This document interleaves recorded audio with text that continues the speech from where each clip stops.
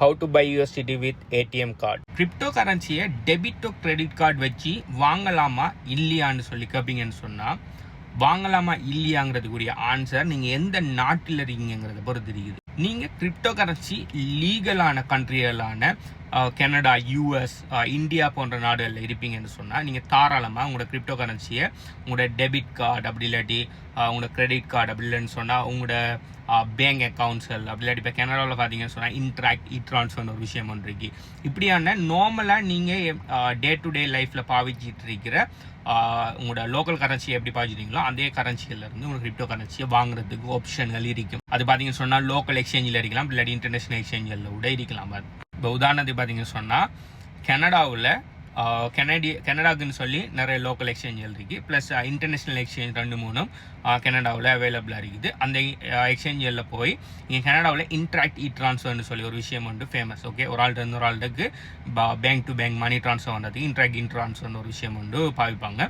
So அதை வச்சு கூட நீங்கள் அதாவது உங்கள் பேங்க்கில் இருக்கிற பணத்தை இன்ட்ராக்ட் ட்ரான்ஸ்ஃபர் மூலம் அந்த எக்ஸ்சேஞ்சுக்குள்ளே அனுப்பினா உங்களுக்கு அந்த எக்ஸ்சேஞ்சிலேருந்து உங்களுக்கு கிரிப்டோ கிடைக்கிற மாதிரி இருக்கும். ஓகே, ஆனால் இதில் முக்கியமாக நீங்கள் பார்க்க வேண்டிய ஒரு விஷயம் உண்டு, நீங்கள் வாங்குகிற விற்கிற எல்லாத்துக்குமே டெக்ஸ் அப்ளிகபிள். ஓகே, நீங்கள் எந்த நாட்டில் இருக்கீங்களோ அதுக்கேற்ற மாதிரி என்ன மாதிரி நீங்கள் ப்ராஃபிட்டில் இருக்கீங்களா சொல்லுவீங்களா, அப்படி நீங்கள் வாங்கினாலே டெக்ஸுக்குள்ளே எனக்கு கூடுதலான அளவு நாலேஜ் இல்லை.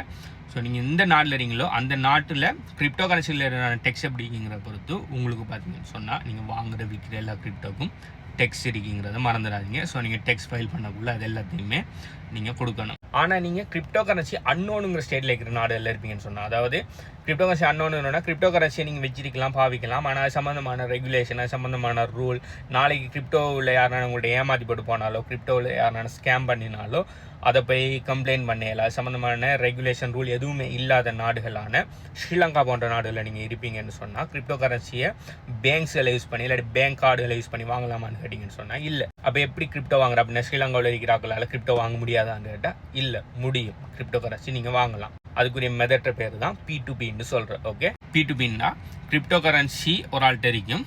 ஓகே, உங்கள்கிட்ட பணம் இருக்கும், உங்களுக்கு கிரிப்டோ வேணும்னா அந்த கிரிப்டோ கரன்சி இருக்கிற ஆள்கிட்ட உங்களோட பணத்தை கொடுத்துட்டு அவர் சொல்கிற ரேட்டுக்கு நீங்கள் உங்களோட கிரிப்டோவை வாங்கி எடுக்கிற. அப்படி உங்களோட கிரிப்டோ இருக்கும், இன்னொருட பணம் இருக்குன்னா நீங்கள் உங்களோட கிரிப்டோ அவர்கிட்ட கொடுத்துட்டு அவர்கிட்ட இருக்கிற பணத்தை நீங்கள் வாங்கி எடுக்கிற. 2 பேரும் மியூச்சுவலாக ஒரு வேலை ஒன்றுக்கு எக்ரி ஆகுது. இந்த வேலை பார்த்தீங்கன்னு சொன்னால் உண்மையான இப்போ டாலர் வாங்குறீங்க, US டாலரை மாற்றுறீங்கன்னா அந்த US டாலருக்கு பெருமதியில் இருக்காது. இப்போ நார்மலாக USDT தான் நேமாக வாங்கி விற்பாங்க. இப்போ USDTங்கிறது US டாலரை பெக் பண்ணின ஒரு கிரிப்டோ கரன்சி வந்து. ஆனால் ஸ்டில் நீங்கள் இப்போ US டாலர் LKRக்கு பார்த்தீங்கன்னு சொன்னால், இப்போ உதாரணத்துக்கு 300 வரைக்கும்னா நீங்கள் USDTயை வாங்கக்குள்ள வைக்கக்குள்ள மேபி 305, 306 அப்படி இல்லாட்டி 295 அப்படின்னு சொல்லி வேறு வேலையில் நீங்கள் வாங்கி விற்பீங்க. ஒரு ஸ்டாண்டர்டான ரேட் வந்து இருக்காது. ஏன்னு சொன்னால் டிமாண்டுக்கு ஏற்ற மாதிரி லைக் எவ்வளோக்கு இது இருக்கோ அவைலபிலிட்டி இருக்கோ அதுக்கேற்ற மாதிரி ப்ரைஸ்கள் கூடி குறையும். ஸோ அது நீங்கள் பார்த்தீங்கன்னு சொன்னால் நீங்கள் 2 பேர் வாங்கினாலும் விற்கிறாலும் எந்த அளவுக்கு நெகோஷியேட் பண்ணீங்கன்ற பொறுத்து இருக்குது. இதில் இருக்கிற சேஃப்டி பிரச்சனைகளை கருத்தி கொண்டு நிறைய P2P பிளாட்ஃபார்மில் இருக்குது. என்ன சேஃப்டி பிரச்சனை இருக்குன்னா, ஒரு ஆள் உங்கள்கிட்ட பணத்தை வாங்கிட்டு உங்களுக்கு கிரிப்டோ தராமல் ஏமாற்றிப்பட்டு ஓடலாம். அப்படி இல்லாட்டி கிரிப்டோ தரன்னு சொல்லி உங்களை கூப்பிட்டு அவங்களுடைய கிரிப்டோ பறிக்கலாம். இல்லாட்டி உயிருக்கு ஆபத்தான விஷயங்கள் கூட நடக்கலாம். அதனால் பார்த்தீங்கன்னு சொன்னால் நிறைய P2P பிளாட்ஃபார்ம் என்ன பண்ணுவாங்கன்னு சொன்னால், இடையில் அவங்க ஒரு நடு தரகர் மாதிரி இருந்து, ஓகே, நீங்கள் டிரான்சாக்ஷன் முடிக்கிற வரைக்கும் அவங்க சேஃபாக நடுவில் இருப்பாங்க.